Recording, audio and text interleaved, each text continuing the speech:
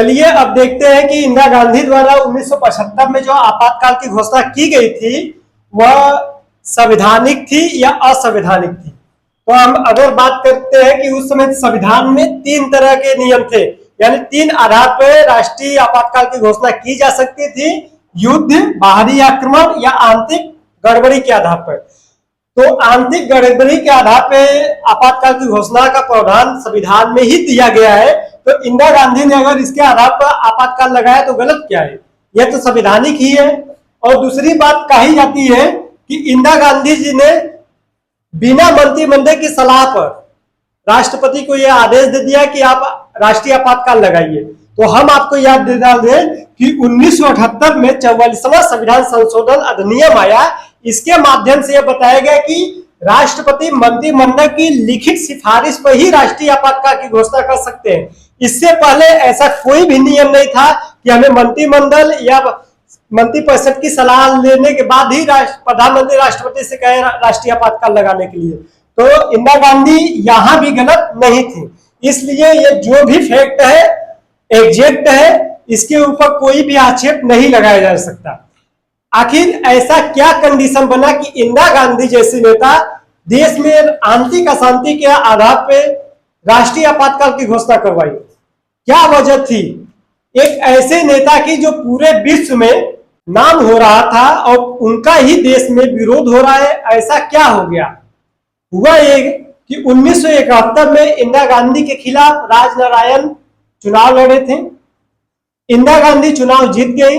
राजनारायण को लगा कि वह चुनाव गलत तरीके से जीती है। उन्होंने इलाहाबाद हाई कोर्ट में याचिका दायर कर दी कि यह चुनाव गलत तरीके से इंदिरा गांधी ने जीती है, इसको रद्द कर दिया जाए। 1971 की बात थी। 1974 में इसका फैसला आया। फैसला इंदिरा गांधी के खिलाफ था। फैसला में कहा गया कि इंदिरा गांधी को 6 साल के लिए चुनाव लड़ने से रोक दिया जाए। इसको लेकर पूरे विपक्ष में जितने भी नेता थे, ज्यादा से ज्यादा नेता इनका विरोध करने लगे। पूरे विपक्ष के नेता इनका विरोध करने लगे, कांग्रेस की विरोध करने लगे। जयप्रकाश नारायण ने संपूर्ण क्रांति की घोषणा बिहार से कर दिए और बोले कि इंदिरा को उखाड़ फेंकना है। इस ऐसा भ्रम फैलाया गया देश में, एक ऐसा भ्रम फैलाया गया देश में, पुलिस के जवानों में, सेना में, कि इंदिरा को एक तानाशाह के रूप में दिखाया गया। प्रधानमंत्री पद से हटा देना चाहिए। भाई, प्रधानमंत्री पद से हटाने का जिम्मेदारी संसद का है, पार्लियामेंट का है, उनकी सरकार की जिम्मेदारी है, उनके पास बहुमत है। आपको हमें याद दिला रहे कि हमारा संविधान ही कहता है कि अगर कोई व्यक्ति 6 महीने के लिए प्रधानमंत्री बनना चाहे या मुख्यमंत्री बनना चाहे या कोई मंत्री बनना चाहे, 6 महीने के लिए बन सकता है बिना कोई पद पे रहे। यह हमारा संविधान कहता है। तो अगर इंदिरा गांधी ने पद त्याग नहीं की तो क्या गलत किए?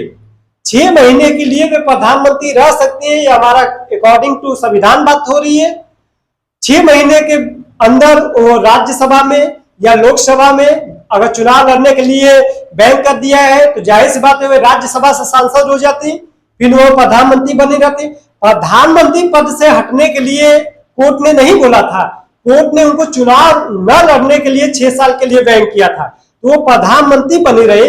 इसको लेकर तुम लोग पूरे देश में आगजनी जैसा माहौल बना दिए। तो इंदिरा गांधी ने जो किया बहुत ही अच्छा किया। सभी लोगों को जेल में डाला गया जितने विपक्ष में थे, बहुत अच्छा किया। उनके ऊपर और कई कार्रवाई करनी चाहिए थी। तुम ऐसे नेता को विरोध कर रहे हो जिसने अभी हाल ही में पाकिस्तान के 2 टुकड़े कर आई थी। अमेरिका जैसे देश को उन्होंने घुटनों पर ला दिया था। 1971 की लड़ाई में अमेरिका पाकिस्तान का पूरा सहयोग कर रहा था और इंदिरा गांधी को लिखित रूप से भेजा था कि आप युद्ध रोक दीजिए, नहीं तो अपनी हम 7वीं बेड़ा का प्रयोग आपके खिलाफ करेंगे। इंदिरा गांधी ने जवाब दिया था, आप 7वीं नहीं 27वीं बेड़ा लेकर आइए, हम और हमारी सेना आपका स्वागत करते हैं। ऐसे नेता के ऊपर जिसके पूरे विश्व में उसमें नाम गूंज रहा था, उसको तुम इतनी नीच हरकत की वजह से हटाना चाह रहे हो और ऐसे स्वाभिमानी नेता तुम्हारे इस बहकावे में आ जाएंगे और अपना पद त्याग कर देंगे। जिसके ऊपर क्षमता रहता है ना, वो जीत के दिखाता है। और इंदिरा गांधी ने कोई गलत नहीं किया था। संविधान के अकॉर्डिंग उन्हें जो अपने पद को पे बचाने रहने के लिए, अपनी सुरक्षा के लिए करना था, उन्होंने किया। वो देश के लिए जीते थी। आज के प्रधानमंत्री के जैसे नहीं कि जब नेता अपने भाषण में कहते रहते हैं मैं तो फकीर आदमी हूं, झोला उठाकर निकल लूंगा। ये देश से भागने से बात नहीं थी। इंदिरा गांधी इसी देश में पैदा हुई, इसी देश में बनी। पंजाब में उसको जाने से मना कर दिया गया था कि आप सिख लोग आपसे नाराज है, आप वहां मत जाइए। उन्होंने कहा कि गलती अगर मुझसे हुई है तो वो हमारे भाई है, हमारे देश के नागरिक है, हम वहां जाएंगे, वो हमें जो सजा देंगे हम दे लेंगे। उनसे बोला गया आपकी सुरक्षा में जो सिख लगे हैं उनको कहिए तो हटा दिया जाए। उन्होंने कहा नहीं, ऐसा कुछ करने के लिए करने से उन्होंने स्पष्ट मना कर दिया। उन्होंने कहा जो होगा देखा जाएगा। आज के प्रधानमंत्री जैसा नहीं है कि आगे एक चिड़िया में आ जाए तो पूरा काफिला रोक देंगे कि प्रधानमंत्री की सुरक्षा में चूक हो गया है। ऐसे प्रधानमंत्री हमें नहीं चाहिए। हमें इंदिरा जैसे प्रधानमंत्री चाहिए जो एक मजबूत नेता के साथ देश का विकास कर सके। हमें किसी बाहरी, हम संप्रभु देश में रहते हैं, हमारे ऊपर किसी बाहरी देश का आज तक नियंत्रण नहीं है। आज एक फोन आता है और बोलता है वहां का राष्ट्रपति कि आप युद्ध रोक दो, और हमारे प्रधानमंत्री युद्ध रोक देते हैं। ये कायरता कहलाती है और कुछ नहीं है। तुम्हारे देश पे कोई दूसरा देश का राष्ट्रपति कैसे और ट्वीट के माध्यम से कर दिया और तुम युद्ध रोक दिए, जबकि उसके खिलाफ तुम्हारे साथ 2/3 देश अभी भी खड़ा थे। किस बेस पे ऐसे युद्ध को रोक दिए? इसलिए हमें गर्व है अपने पूर्व प्रधानमंत्री इंदिरा गांधी जी पे, और ऐसे नेता बहुत ही कम मिलते हैं। इनका हमेशा सम्मान करना चाहिए। जय हिंद, जय भारत। मिलते हैं अगले वीडियो में। Thank you.